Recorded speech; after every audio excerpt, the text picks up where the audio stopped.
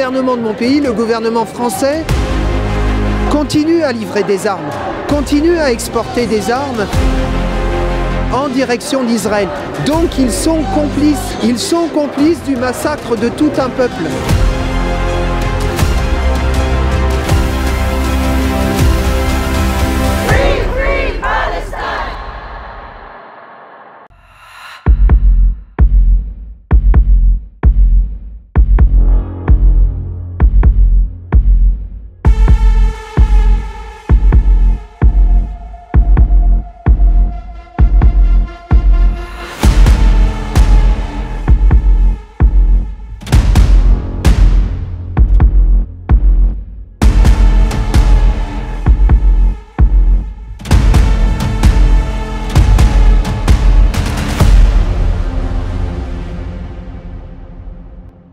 Alors nous sommes ici aujourd'hui parce que nous demandons un cessez-le-feu à Gaza.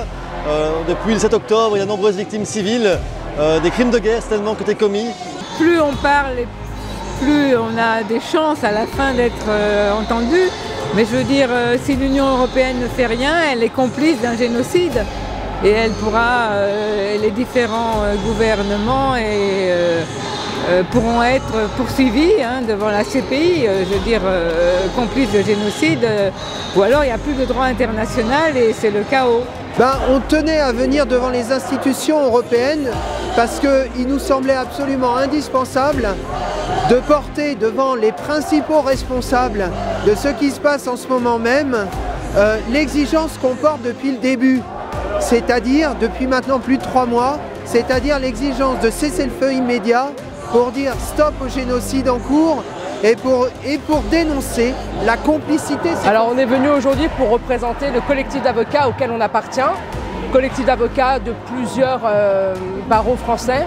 On essaye d'être présent partout où des gens se mobilisent pour la Palestine parce que pendant que nous on est là en train de parler, vous et moi, je ne sais pas combien il y a de Gazaouis qui sont en train de mourir. Crime de génocide, alors celui-là il est plus qu'évident, mais également travailler sur la complicité de toutes ces personnes qui de manière directe ou indirecte participent à ce génocide. Le peuple palestinien c'est par excellence, je pense, un symbole de résistance, de lutte, en même temps un peuple qui a été opprimé et qui continue à être opprimé depuis des décennies.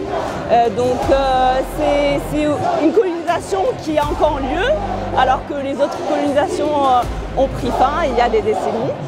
On n'a pas été dire never again après des génocides, après des crimes de guerre et des crimes contre l'humanité, et voici que ça se répète. Alors non, il faut qu'on lève la voix et qu'on dise stop.